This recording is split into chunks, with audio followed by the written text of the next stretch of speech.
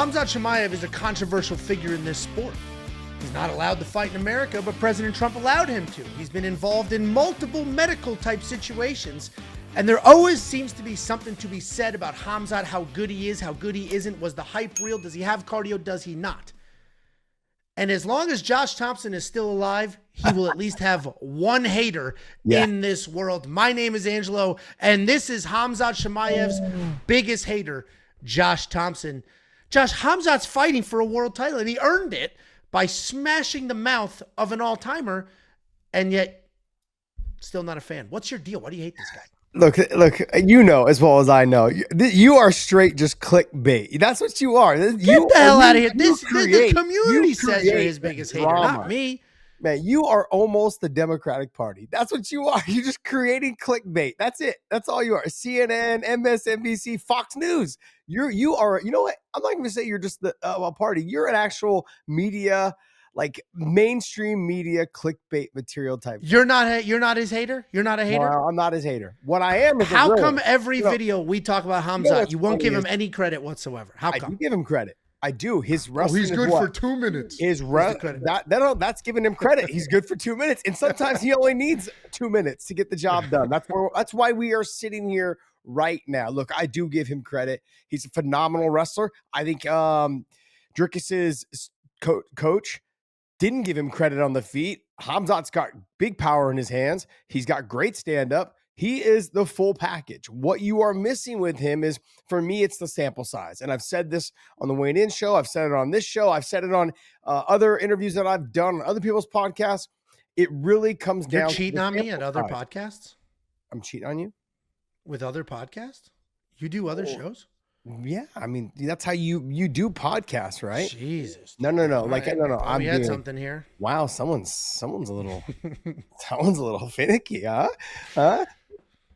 I mean, what's going on? A little offended to find out, but go ahead. Sorry, finish your rant. So now you know what Jacob feels like. All right, look, he's got all the tools. He's got all the weapons. He's got everything. The sample size to me is not enough. Take a look at who he has beaten. Okay, and look, and nothing against Robert Whitaker. Robert Whitaker on the end? Here's the hater arc. Got it. No, is Robert Whitaker on the end? No, I'm going to ask you. I want to know where your stance is on this. Is Robert Whitaker at the end? I think Robert Whitaker is an all-time great, and nobody has ever beaten the absolute fuck out of that guy like Khamzat Chimaev did. Okay. Nobody. Okay, so you're going to say that. Late or early, nobody's ever done that to him. Robert Whitaker has also said that thing that happened to his mouth has happened before. See? No, that's not a hating stance. I know how you like you don't like facts. You don't like what is being presented in front of you when it's true. Am I right? I love facts, and you are objectively. No. If Khamzat Chimaev doesn't have a hater in this world, Josh Thompson has died. No.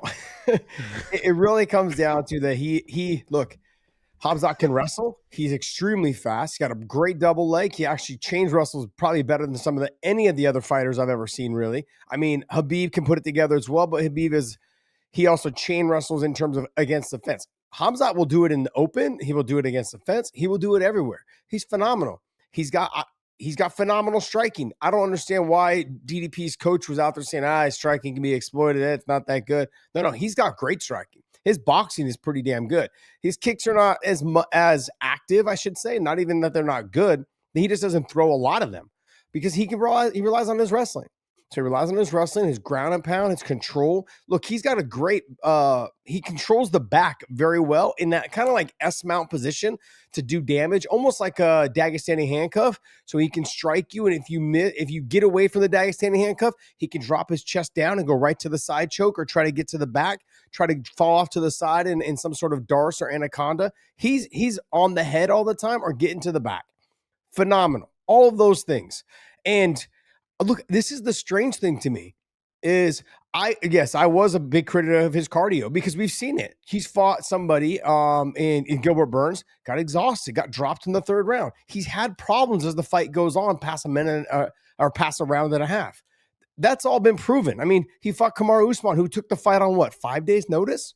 And Kamaru had better cardio than him in the third round. Go ahead. Put your hand Yeah, up. let me count the teacher. Let me count. Let me Yes, I'm counter here to a educate. couple- I'm here to let me- educate, my friend. Yeah. All Let along. me counter a couple of those points. I understand the Gilbert Burns thing. People love using that fight as a Khamzat this, Khamzat that.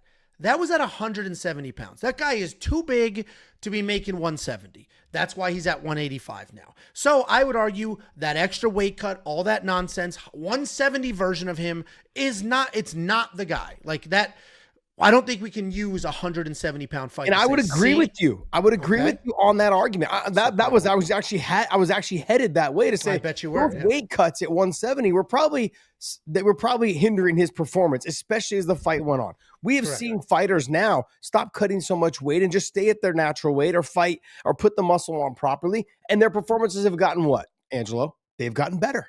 You're making my point. They've gotten better. Go right ahead. Now, now that we're done with the 170, right? He's a beast at 170. I've never seen somebody more aggressively make my point. This is incredible. No, I'm helping you. I am helping you. Yeah. And I'm going to continue because I'm here to prove that I'm not a hater, that I'm not a Chimaev hater. You are clickbait material. That's what you are.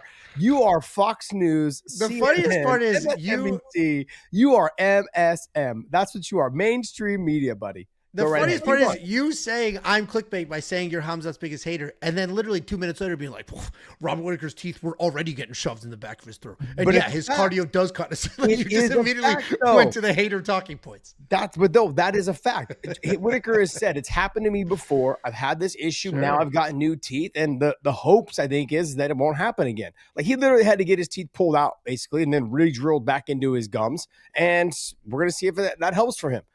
Bottom line, such a normal thing to happen to the guy. Wait, let me counter the Kamaru thing. Okay, go ahead. The other thing that haters like to point out is his cardio sucks. Look what happened with Kamaru Usman. And on the surface, you're not wrong. On the surface, he had a fight camp and he had somebody step up on short notice, up in weight, who was starting to take over the fight later. With that being said, Kamaru Usman's an all-time great. It's not just some random guy that stepped up on short notice. Kamaru Usman is also tremendous. That guy is huge. Third, Khamzat knew it was a 3-round fight. He was up 2 rounds. So yeah, in the 3rd round, he actively chose to coast. If that was a 5-round fight, maybe he doesn't. You know, decisions are made. When you know how much time is left and you know you're up on the scorecards, you can coast. And that's what he did. He coasted. So I don't think it's fair to say, this guy, if this was 5 rounds, and I've said this before, I don't think it's fair to say if this 5 rounds, Kamaru definitely wins. He was taking over. Maybe not, because maybe if it was 5 rounds, Khamzat doesn't come out the way he comes out. He doesn't coast in the 3rd, and maybe he banks another round. So that's my counter to the whole. Okay. You first off, you have I've seen you coast. I've seen you coast. First off, you have no idea whether he was coasting or not. And second off, if you do coast, you don't allow someone to push you around the way that Kamaru Usman did in that 3rd round. I'm sorry, you don't do that. If you're just coasting, you're able to go ahead and slide right in there and get the easy takedown, dominate the position, or press him to the fence to slow this guy down as he starts to mount some sort of offense. That is not what he did. He's an all-time great. It's not like Kamaru is just some regular guy. 170-pounder jumping. So was Khamzat. No. Okay, so the last time he fought at 170, did he make the weight? Oh, wait. No, he didn't. He missed it by 8 pounds. 8 pounds. It wasn't like he missed it by 1 or 2. Okay, your argument is so invalid. Sure, Kamaru Usman is a great, but he's jumping 15 pounds on 5 days' notice. He's basically walking in there with no cardio and no camp. The other fighter. Now, I will give you this. I will not giving you this argument, but I'm going to lay this out here for you because, as you may know, I was a former fighter and I've had experiences where opponents have changed in the week of. And in that situation, it does stress you out. Yeah. It does mess with your mind. And understanding that Kamaru Usman, after the way he lost the 1st round, and Khamzat, like, dude, this guy's still here. And then he started kind of having a little bit, I wouldn't say harder problem, but the fight was a little bit closer in the 2nd. He still won the 2nd round. Okay, but it wasn't as if like he had mounted him and beat him down and the ref almost stopped. Yeah, the first round was like as close to a 10-7 without a giant bloody mess that you could possibly have. Exactly. That's exactly right. But then you get to the 3rd round and the guy that was coasting is now getting pushed around, now having to step back, now having to be like with his back against the fence, now not able to get the takedowns that he was able to get in the first 2 rounds. But you're not giving any credit to who Kamaru Usman is, though. No, you're right. Come on. Look, that's not no. The reason why you don't give the credit to Kamaru Usman, I know how damn good he is. We all know how good of a wrestler he is. So what you're saying is that anytime someone is at a level of wrestling, by the way, remember at the time that he took that fight, everyone was saying Kamaru Usman's knees were trash, like he couldn't wrestle anymore. Yeah, and you're right. And then since then, he showed he could wrestle. I mean, he was able to press and come on. And since then, he beat Joaquin Buckley. Yeah, I understand that. But two years later, he's still healthy. What I am saying though is that I'm giving him the credit, but at that time, everyone's like, "Oh, his knees are trash, this and that." Like he literally was able to weather the storm for the first 2 rounds, which is exactly and he is not a big 85 pounder. Look, he might be a pretty decent size 170 pounder physically, like height wise, shoulder wise. Kamaru Usman, yeah. But he's not huge. He's not. He's a huge 170 pounder. He's a decent size. Let's not get ahead of ourselves. If I put him and Jack Della Maddalena next to each other, they're probably similar sizes. I gotta look up their stats here. Probably similar sizes. Kamaru looks like a Greek god, whereas JDM 6 foot. Let's see how tall JDM is. 5'8". I mean, no, I made that physically sized. No, I made that up. He's 5'11". I was like, wait, I thought he was 5'11". But Kamaru does have like little chicken legs. But yeah. Okay, but he's also built like a brick shit up top for sure. Back, shoulders, chest. I mean, everything. So I'm not taking anything away from. What I'm not going to do though is take anything away from Usman. He came in on short notice, pushed the action in the 3rd round. And I know we can sit here and say the what ifs if it went to 4 and 5, but that's not what I'm here to argue. I'm here to argue the fact that if DDP can go ahead and survive that first round and a half, now we have a fight where it can be very interesting. But you got to survive the round and a half. And we've seen that Chimaev in the first 2 rounds is a savage. He might be the best fighter that's ever lived in the first 2 rounds. It's him or BJ Penn. Literally those two. No, those two might be the best first round fighters of all time. A very, very strong possibility. Strong possibility. I mean, like early it was probably Robbie Lawler was up there as well. And then as he got older, he got actually better in round 2, 3, 4, and 5, whatever it was. But when he was young, I mean, man, that guy was so explosive. So explosive. In no way am I a hater. Okay, and I know that Angelo's going to try to run with that. I look at this fight. Wait till you see the thumbnail. And I think to myself, he's in trouble. He could be in trouble if this thing gets to round 3, 4, and 5. It gets into those later rounds, and we've seen him under Kamaru Usman is not as big as DDP, and Kamaru Usman has better wrestler than DDP. DDP is massive. Yeah. But DDP can also grapple really damn well, like true grappling. Kamaru Usman, I haven't seen him hitting arm bars from the bottom. I haven't seen, and I didn't see a lot of great movement off the bottom of Chimaev. Not as if it's easy to get off the bottom of Chimaev. Yeah. But the ability to grapple on the bottom, Usman's never been there. Yeah, he's got wrestling jiu-jitsu, not real jiu-jitsu, where DDP has actual jiu-jitsu. Yeah, and I've seen him compete multiple times on social media, not in live person, but I mean, he can grapple with some of the best. And so when he ran through that whole Gracie team, you've seen that flip. And so, I did see that. I actually did see that. That's one of the ones I'm referencing. So he can grapple. His physical size will make it difficult.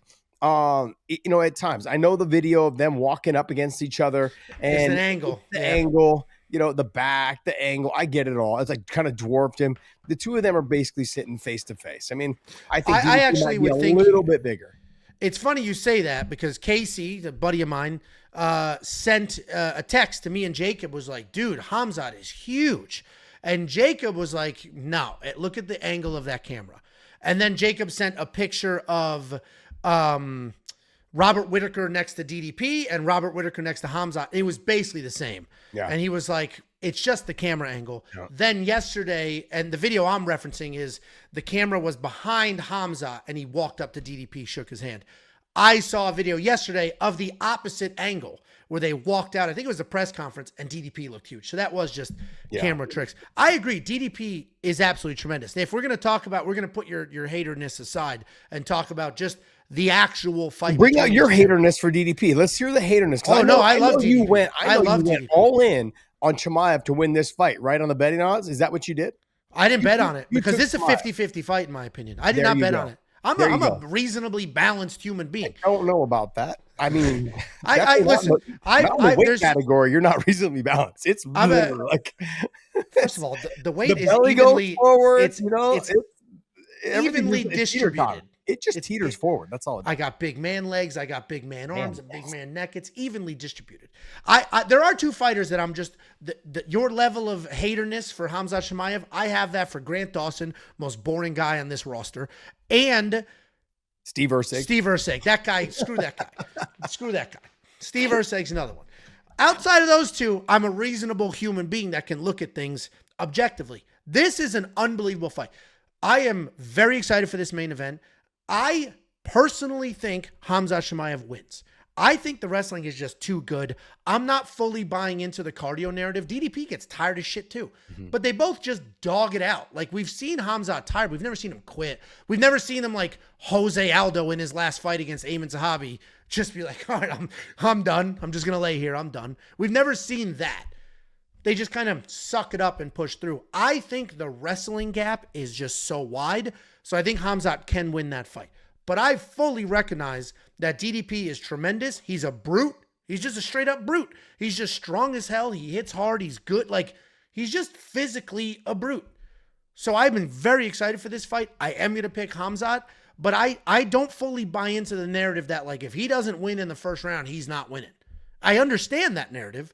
I just think that he can actually win multiple rounds of this fight, not just you think if this fight gets past the second round that he's going to win 3, 4, and 5?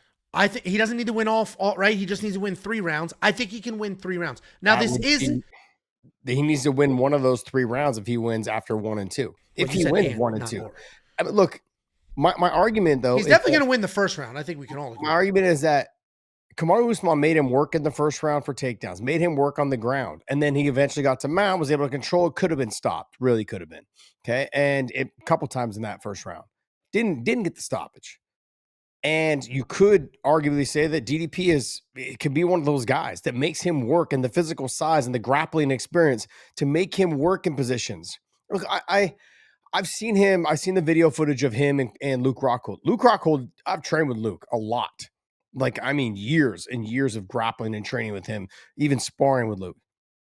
He is phenomenal. And to watch I thought you were going to go the other way. Like, he's a little overrated. No. Look, Luke's like my little brother, man. Like, except he's much, much larger. Yeah, he's actually more like my son. So when you guys hear all the stories about how I take care of him. Look, he's a great guy. But and on the ground, he's phenomenal, really damn good.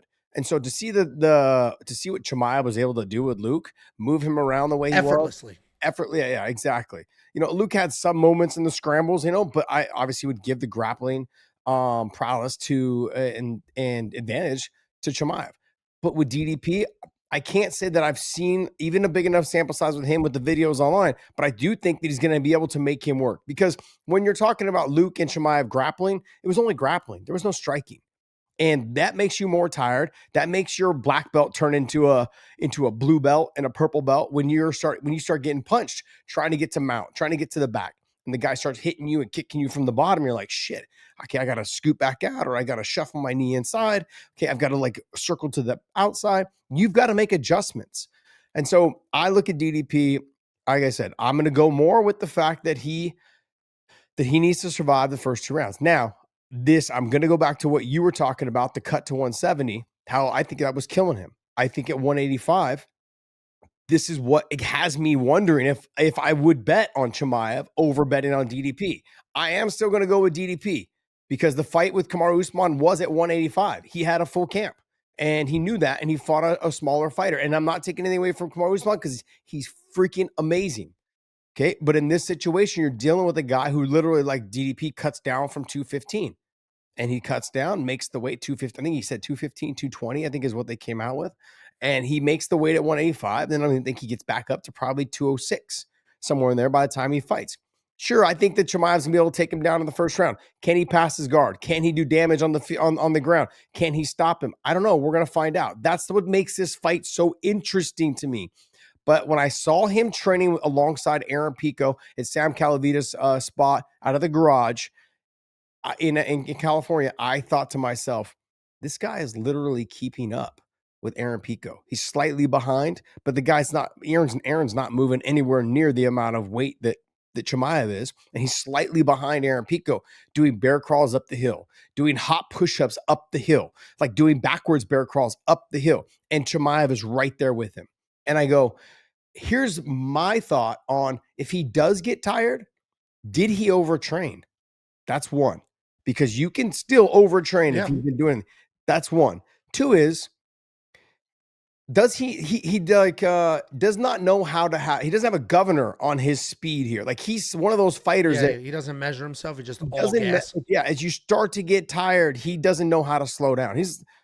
I wouldn't put him quite up at the level of a dumbass Michael Chandler, but I'd put him right there with, like he's right behind him. But will that be different? Will that be different if he is, if he is fighting at 185?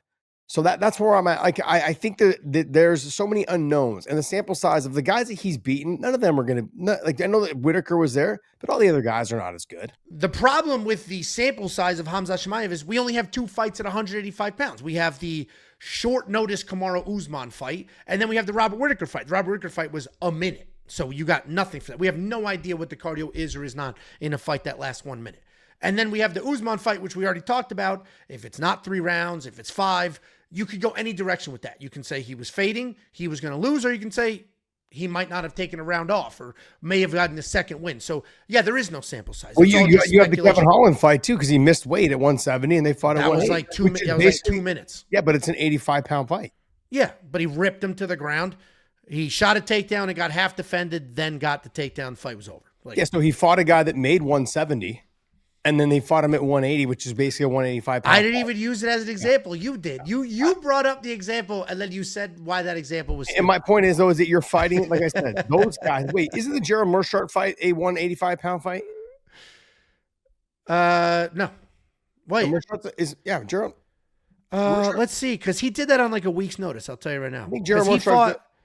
He fought. Hold on. I'll tell you right now. That was at Gerald Meerschaert is an 85-pounder. So yeah, that was at 85. And then wasn't Rhys McKee also an 85-pounder? Rhys McKee was. This fight was. Hold on. That was when Rhys McKee was at 170. Oh, was it? Okay. So even if we include the Meerschaert fight, that was another 1 minute fight, 2 minute fight, whatever that. 17 seconds. What am I talking about? 17 seconds. Well, it's funny because I saw a statistic the other day where I think out of all the UFC fights, with less than a minute, they've all ended up with a takedown on the ground at some point. Yeah. So I'm no way, like I said, you guys don't listen to Angelo. I'm not a hater. Oh, okay. What I am is a realist. I'm someone that like takes a look at him and I go, hey, I haven't seen you fight the best guys, but I also understand this portion of the business. The UFC is going to run with him while he is undefeated. Let me push you faster and harder than anybody else because you've got a country behind you. You got several countries behind you because you basically live now, I think, in Dubai, but you are from Sweden. You've trained in France. You're, Chechnyan. Like, you're kind of attached. He's a nomad. You're attached kind of though to like the Habib thing. There was a little bit of drama with Habib's cousin Abu Bakr. You guys had a little scrap at one of the UFCs, and then all that kind of settled itself out. There's just a lot about him that people want to see, and the fact that he's undefeated, the fact that most of his fights don't go past 2 minutes. All of those things are intangibles for the UFC to go ahead and press him and push him to the title. If he loses here, they're like, hey, we did our job. Yeah. We capitalized the best we could, instead of putting him against somebody that we think maybe can beat him and having him lose, then now the hype is gone. No, let's get him to the title. Let's see if the champion can beat him. And then if somebody else comes along and beats him for the title, then okay, then that makes sense. Then we can capitalize even more of Chimaev being the champion if that happens. So I'm a realist. You and I are split on who wins. And that's honestly, that's fair. I think this is a 50-50 fight. I am 100%. surprised. I'm surprised Khamzat is the 2-1 favorite and the line's widening. The theory is all the crazy money from the Middle East, they're all just betting on him. But a lot of them are Muslims and Muslims don't bet. So I don't know why that line's moving, but the line's moving because the general public sentiment seems to be that DDP is going to win. Actually, I'll tell you what Tapology thinks. So Tapology, because the public sentiment definitely seems to be on the DDP side, with the most common narrative being Khamzat Chimaev is going to win the first round, get tired, and that's the end of it. And actually, Tapology is about split. My question to you is, you and I are split here. Seems fair to be split. My question to you is, who do you want to win and who is better for the sport if they win? That's a tough one. I think better for the sport if it does win. I think DDP. He's got basically a whole country, like he's got the whole country Continent. behind him. Yeah, continent pretty much behind him. Like, I've been over to South Africa. I've spent a month over there training. I've been hanging out. I've been to a couple not UFC events, MMA events there. ECWs or something like that they're called? Yeah, I think it was kind of like right around the ECW starting up. It was like 2003, 2004. I think I was over there with Trevor Prangley. He fought over there. And we spent a whole month out there, stayed with his family, lived out on the farm, and then also lived inside. We stayed in the city for, in Cape Town for about 2 weeks. Great experience, man. Great experience. I think you saw when DDP came home, he's got everyone loves him over there. Like what he's doing, and it almost feels like it's bringing the country together. And so I feel like maybe DDP, because like you said, is that Chimaev's a nomad. He's everywhere. Yeah. He's Dubai 1 second, Sweden the next, France the next, and then Chechnya. Like he's everywhere. So he's gathering fans in all these countries, but none of them are like, that's my guy. Yeah. And so I think honestly, like it's a big deal if Chimaev wins because he's still undefeated, running through the UFC. That's fantastic.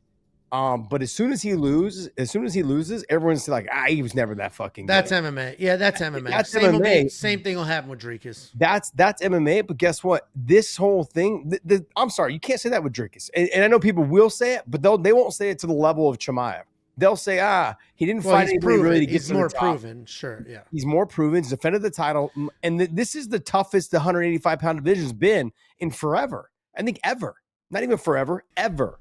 Yeah, literally. This is the most stacked the 185-pound division's ever been, ever. And so, but they'll rip DDP apart too. They'll say he beat Izzy coming off a couple losses. He beat Sean Strickland twice. Like who did he beat? He was losing to Darren Till. They'll do the same thing. I mean, that's MMA. That people will just as soon as you lose, you always sucked. Yeah, I know that's. But I think Chimaev's going to get it worse. You should hear what people say about you. Oof. It's okay. Yeah. Look, I'm fucking like 30 years removed already. Like I'm literally almost about to turn 50. Like these people are still like, come on. It comes down to they're gonna kill Chimaev more so than they are if he loses to DDP. It's gonna be they gave him to him. He walked all the way to the top. I don't necessarily see that. I see that they're trying to strike while the iron's hot while he's undefeated.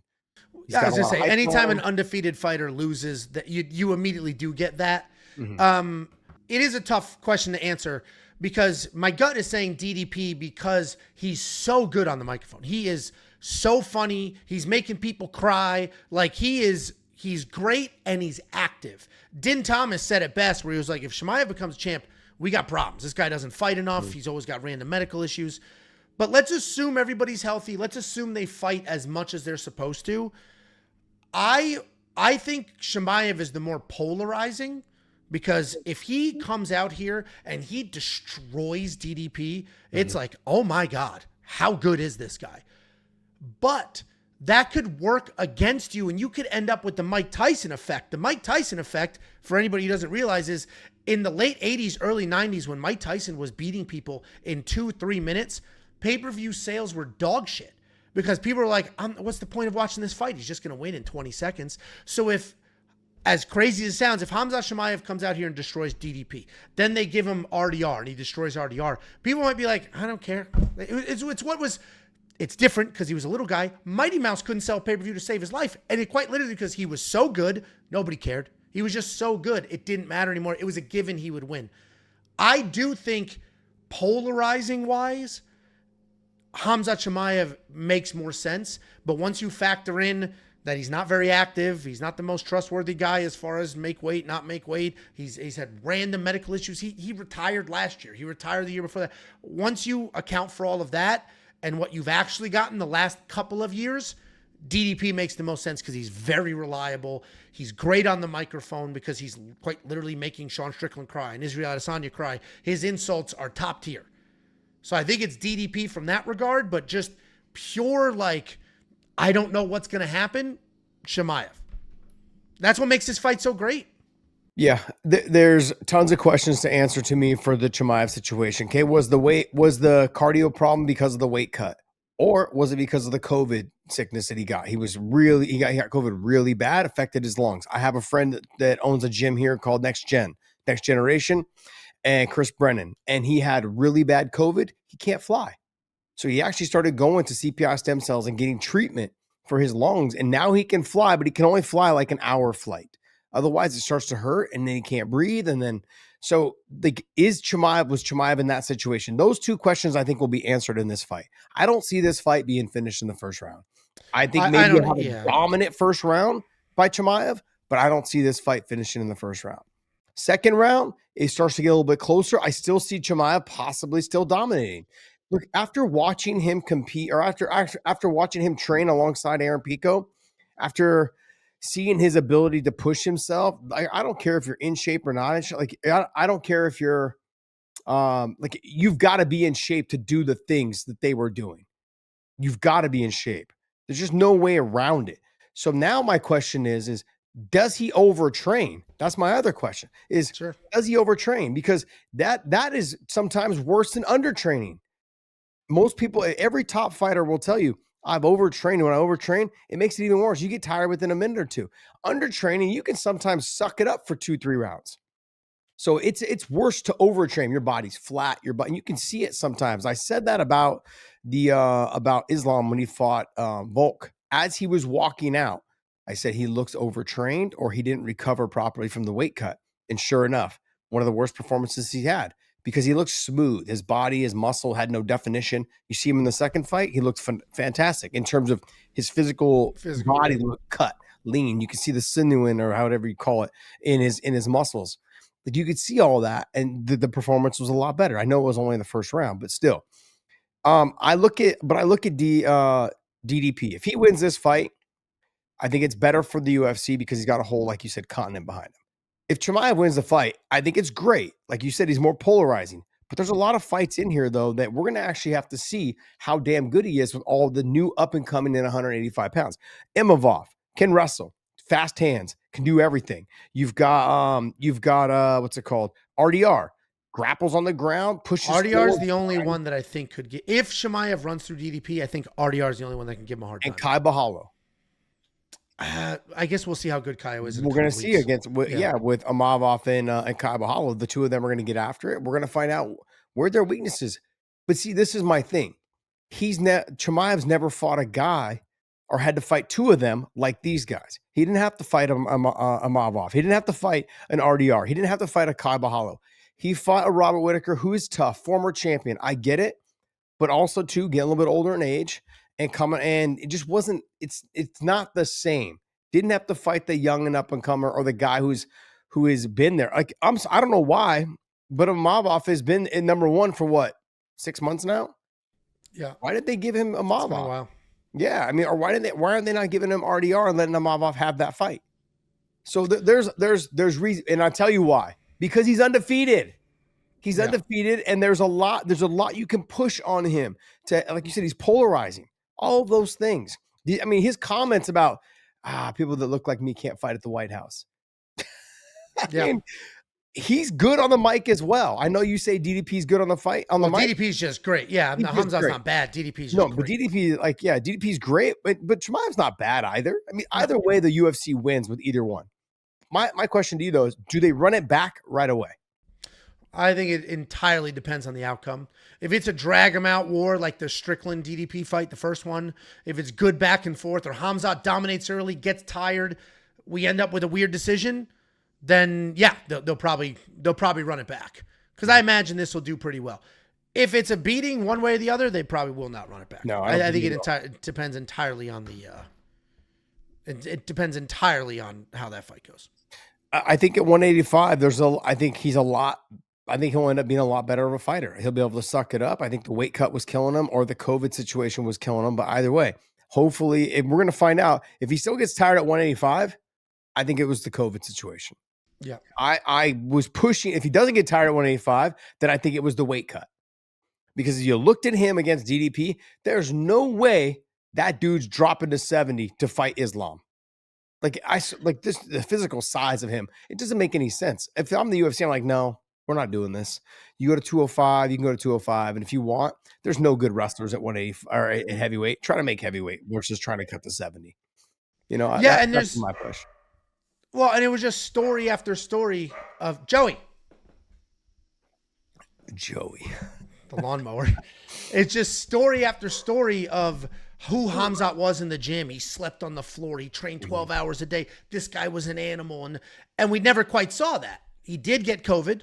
All his fights were quick finishes. Then he got, and like we keep saying the COVID thing, but he was in the hospital for like weeks. Then just 2 years ago, he was in the hospital again for weeks, like some mysterious illness. DDP was literally making fun of him for that. So there's a million questions here, and that's what makes a great main event. That's what makes a polarizing fight, when you just don't know.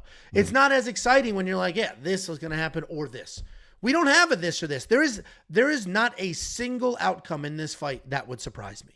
If DDP came in here, defended a takedown, knocked out Chimaev cold, not shocked. Chimaev comes in here, takes him down, submits him, not shocked. Chimaev drops him, not shocked. The only outcome, the one of 100 different outcomes that would surprise me, is if DDP shoots a blast double through his face, gets his back, and chokes him out. That's the only outcome that would surprise me. No other outcome would, and that's what makes this a phenomenal main event.